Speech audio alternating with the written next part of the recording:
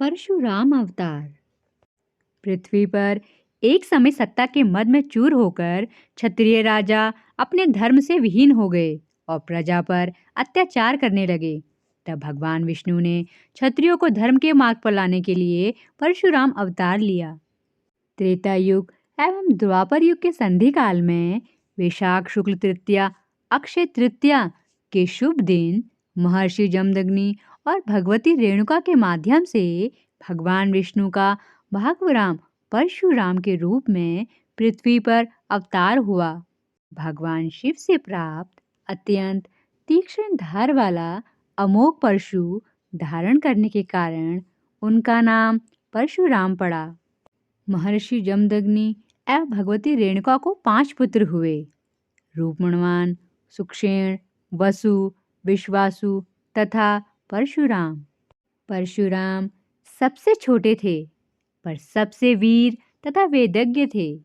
5 वर्ष की अवस्था में उनका विधि पूर्वक यज्ञोपवीत संस्कार हुआ। उन्होंने महर्षि कश्यप से शस्त्र तथा शास्त्रों की शिक्षा ग्रहण की। कुशाग्र बुद्धि संपन्न तथा उत्साही परशुराम अल्प समय में ही चारों वेद तथा धनुर्विद्या में निपुण हो गए। इसके बाद उन्होंने गंधमादन पर्वत पर जाकर भगवान शंकर की कठोर तपस्या की। भगवान शंकर को प्रसन्न करके परशुराम जी ने उनसे उच्च कोटि की धनुर्विद्या और विभिन्न प्रकार के अस्त्र शस्त्र प्राप्त किए। एक बार उनके पिता महर्षि जमदग्नि ने माता रेणुका पर क्रोधित होकर अपने पुत्रों से उनका वध करने को कहा, किंतु मातृ स्नेहवश किसी में भी यह साहस नहीं हुआ। परशुराम जी वन से लौटे ही थे कि कुद्र पिता ने उन्हें आज्ञा दी, बेटा तुम अपनी माता और इन चारों भाइयों का सिर काट दो।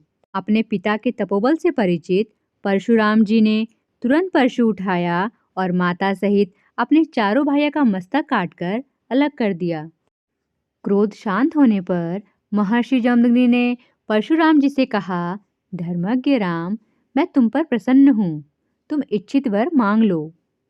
परशुराम जी ने हाथ जोड़कर पिता से निवेदन किया, पिताजी, मेरी माता और सभी भाई जीवित हो जाएं और उन्हें मेरे द्वारा मारे जाने की स्मृति ना रहे। युद्ध में कोई मेरा सामना ना कर सके और मैं दीर्घायु प्राप्त करूं। मुस्कुराकर जमदग्नि ने कहा, ऐसा ही होगा, और संजीवनी विद्या के द्वारा उन सबको फिर से जीवित कर दिया।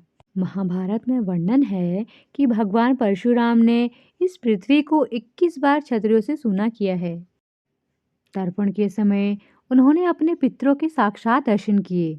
पितृगण परशुराम जी के पास आकर बोले, हे महाभाग, तुम्हारी पितृभक्ति और पराक्रम से हम बहुत प्रसन्न हैं।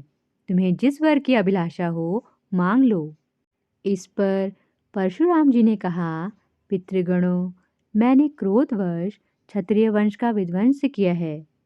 इस पाप से मैं मुक्त हो जाऊं और मेरे बनाए ये सरोवर पृथ्वी में प्रसिद्ध हो जाएं। ऐसा ही होगा, यह कहकर पितरों ने उन्हें वरदान दिया और इस घोर कर्म से उन्हें रोका।